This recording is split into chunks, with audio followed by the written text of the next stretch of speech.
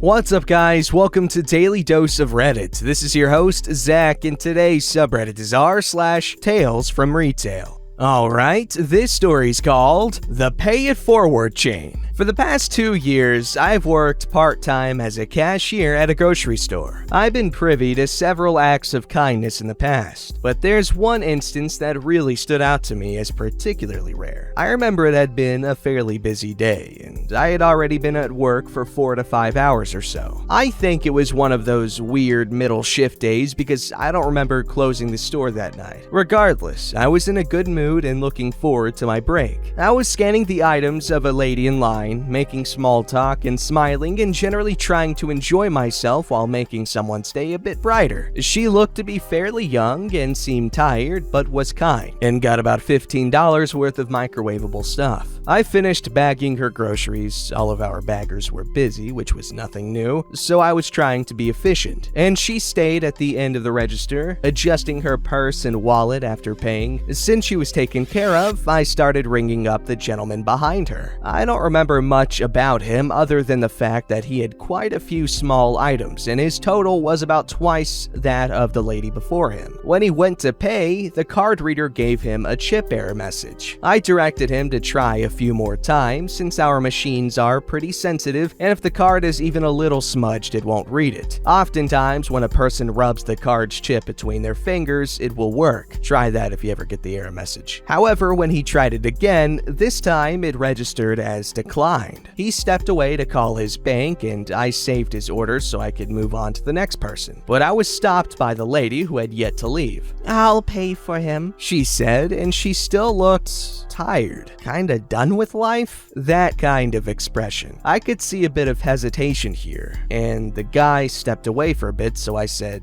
"Are you sure?" The total was about $30. Again, this was about twice what tired lady had paid for her own order. I remember that she kinda paused for a moment, but she nodded. So I recalled the saved order and she paid for his items. I bagged them up, stuck the receipt inside one of the bags, and moved on to the next person in line. Tired lady had just left the register when the guy came back with his card, and I got to tell him, "Your groceries are already paid for. The woman in front of you took care of it." I got a really weird look from this guy. Like, he looked like I told him I was keeping a tiny man in the register to organize the change, or something equally ridiculous. He looked confused. "She did?" I nodded. Confused guy turned and looked at the guy behind him, then back at me. "Well, I guess I'll pay for him then." The dude behind him was not paying attention and had only gotten a few items, so I just sorta blinked at confused guy and was like, "Alright then." I finished scanning the items and confused guy stuck his card in, which was approved.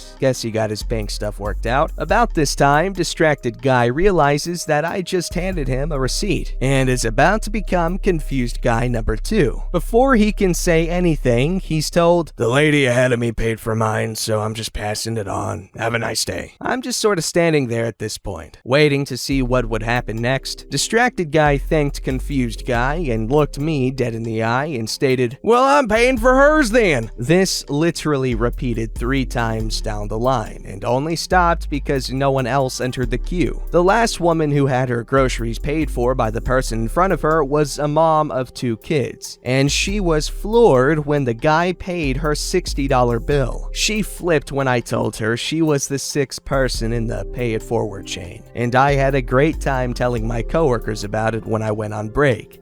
I feel like there's a lot of perceived peer pressure that is the incentive to be kind, and for a few of them, I certainly felt that vibe. But overall, it was just people paying it forward, and it was pretty cool. So thanks, tired lady. I hope you had a nice day after that because you made a bigger impact than you realized. Well, that just sounds like socialism to me. You pay for your own groceries if you love America. I'm joking, guys. You guys can pay for your groceries, everyone else's groceries, and not your own. Whatever you do with your money is up to you, and that's beautiful. So, tired lady, you're a good person, probably because you just wanted to get the day over with. Regardless, someone got something good out of it. Alright, this story's called Lady Complains After She Did Exactly What I Told Her Not to Do. I work for a local farmer here in Germany. in the summer at a strawberry field where you can pick the strawberries yourself for a lower price. This story happened at the beginning of the strawberry season, and I was just reminded by a friend of mine, so I thought I could post it here. It's the second day we have opened the field, and since it was rather early in the season, the strawberries sat under large, roughly 300-meter long tunnels. Think basic greenhouse with open ends. On the first day, we had opened the first two, but they were picked nearly empty, so on this day, we opened the next two. It's roughly 1 hour after we opened, so the fields were well populated. Up comes this stage lady with an Eastern European accent. A wonderful good morning, in my friendly retail voice. How much? Thinking to myself, this will be pleasant. It's not like the price is hanging on a red paper between us in the middle of her field of view, just centimeters next to my face. €4.50 a kilogram, $3.90 a kilogram at 5 kilograms and above. That's expensive. Whatever, just give me a bowl. We sell small containers if you don't bring your own. Sure, I'll wait in and give you a number. I'll be back later. Please go into the 3 or 4 tunnel. Have fun. But I can't go in this tunnel. Pointing at the first one right beside the small stand I sit in. I'm sorry, this one was completely emptied yesterday. The 2 open ones are just open, so you will have no problem filling your bowl. But can't I just go into this one? There are only strawberries left that aren't quite ripe yet. It's pretty early, and these strawberries need a few days to get fully ripe again. Can't I just look? I'm starting to get annoyed, but still rather friendly. Customer is king. I'm sorry, they won't taste well and need a few more days. But I can see red ones. I was here yesterday, and the last customers had really bright ones. Please go down 20 meters to the open tunnels. This keeps going on for like 3 more minutes until she finally lets me take care of the next customer in line that's already waiting and is starting to get annoyed. While I take care of the next, pretty cheerful customer, I look after the lady and she is standing at the second closed tunnel and looks over her shoulder, sees that I'm looking at her, and proceeds to go to the third tunnel. Finally, roughly 20 minutes later, the Polish-Russian lady comes back through the first tunnel, ducks under the red and white band we have to close up the tunnels. I guess she got into the third one, ran right through it without picking a single strawberry, going out the other end to start at the back of the first tunnel just to be greeted by, surprise, surprise, a completely empty field. Slams the paper bowl onto my table with 3 nearly white berries in it and destroying it in the process, and starts ranting at me. This is unacceptable. You ask ridiculous prices, are rude, and don't even have any strawberries on your field. I've come here from next city district only to waste my time. I will complain to my friends about this. That is so not Polish or Russian or whatever.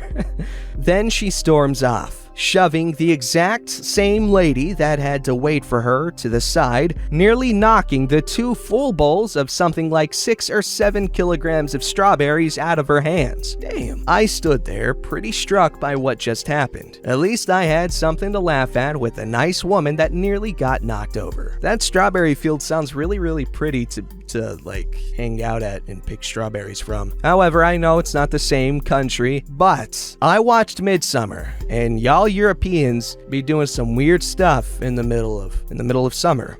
Midsummer. Alright, this story's called, On My Second Day of Work, I Accidentally Withdrew $100,000 Over. As I'm Danish, and this took place in Denmark, I apologize for my English and if some customs seem off. So this takes place back when I was 16 years of age, and had just started my job as a cashier down at the local supermarket. We offered to withdraw cash to a certain point above what the customer had bought in goods, which converted was about $100. On to the story. This was my very second time working as a cashier, and the first time I had been a cashier without a trainer helping me, so I was still new to how the machine worked. A middle-aged lady wanted to withdraw $100 above the amount she had bought groceries for, and I happily complied. I pressed $100 in, and the machine for some reason didn't allow it. No problem, I thought. I will just press $100 in again. and the machine allowed it. The lady put in her card, paid for everything, and asked for the receipt, in which, to my horror, she said she paid $100,100 above, meaning I had to pay out over $100,000 in cash. My dumb ass immediately notified her that we probably didn't have that much cash in the registry, and she was, for obvious reasons, rather frustrated. She demanded to see my manager while yelling and screaming at me. As this was my second day on the job, I was rather scared that I was going to get fired already. Introducing Good Guy Boss. We will call him Mike. Mike came down to assess the situation, and the customer and I explained the situation to him. All the while, she was insulting me and basically demanding me to get fired, which in hindsight is probably not the most unreasonable reaction. Mike calmly looks her in the eye and tells her that he will fix it, and she can go home without a worry. Hearing this, she began to scream at Mike. "How could I ever possibly go home without a worry when I've just withdrawn $100,000 in a supermarket? Are you stupid or something?" This very clearly annoyed Mike, and he immediately replied, Yes, because I know how banks work. Now go home. He was doing his very best to not start a yelling competition with the customer. She begrudgingly, after some more arguing, went on her merry way home. At the end of my shift, I was called in by Mike to his office, where I was absolutely certain I was going to get the boot. What actually happened ended up being one of my fondest memories from retail. Basically, he immediately told me that it was not my fault, and it was her own fault that she had paid the $100,000, as she could see on the screen the amount that was going to be paid. After that, we spent a solid 10 to 15 minutes laughing about how red her face had been and the whole situation. I was also informed that the bank had straight up just not allowed the transaction, and it had been fixed within an hour or so of the incident. I didn't end up getting fired and ended up working there for a few additional years, but I will never forget the day in which I withdrew $100,000 in a supermarket and how amazing a boss I had at the time. Okay, I'm having trouble understanding this whole withdraw thing, and if one of you guys that are less stupid than I am, which is probably a lot of y'all, can explain it, that'd be great, because I don't understand what's going on here, but that is that's a very scary mistake to have made, but I'm sure, like they said, easily fixed, but still scary. Big numbers like that freak me out. This story's called 6 feet is still 6 feet, ma'am. In either June or July of this year, we had a reset drop for our entire cosmetic wall, moving around brands, removing some, adding and revamping the products available. I happened to be working side by side with my manager one shift. She worked on soap and glory while I was covering number 7 right next to it. We were talking while working, joking around while staying busy until she left to go grab some more boxes of new signs for our areas, which left me cheerfully humming while reading how to reset the foundations and lipsticks to match the planogram. Minding my own business, I'm startled as there's suddenly something very close to my back, and a hand reaching for a product right above my head. Now, I'm not claustrophobic, but I do have an issue with people I don't know being just a tad too close to me. And with this global situation going on right now, that's a major nope in my mind. I scoot rather quickly to the side and apologized for being in the way. Would have left sooner if something was said, but no words were mentioned before the invasion of personal space. I took note that it was a husband and wife duo. The wife was the one extremely close to me, the husband was a few feet away. Possibly the only one who took notice that there was a pandemic. "Oh, that's alright, you can go back to working, I'll only be a moment." "No, it's okay, I can wait. Gotta keep up the safety precautions." I'm standing on the other side of a 3-foot cart with shelves on it, just to pull it out from her, seeing as how I like to have carts resting against me for easy access, and she's still standing where I was sitting. Lady rolls her eyes and makes a muffled scoff. "We're both wearing masks, it's fine." She's getting mad. We may both be wearing one, but I'm wearing mine correctly. Hers is only covering the mouth and not the nose. I don't care if both of us were safe. 1, it's a public space, there are other people around. 2, I've got elderly at home and one with a weak immune system. I ain't taking risks. And 3, instead of looking for the product she wanted, she's instead just standing there staring at me and deciding to do this, still in the customer service voice. That's still quite alright, take your time. I need to go grab a tool anyways, so that will make this easier. I really didn't, but needed to do something instead of standing there just staring. So I started walking towards the stockroom, and lo and behold, a Karen suddenly emerges. I can't believe the nerve of some people. I'm not contagious. Just because of these damn policies doesn't give people the right to act like I have the plague. And that was what I heard walking away. Stood in the stockroom for a minute to make it seem like I was searching and grabbed a flathead screwdriver on my way out. Manager was back and working on the shelves again. Lady wasn't in the spot anymore, so I crouched down and went back to work. You think that would be the end of it though. Ha!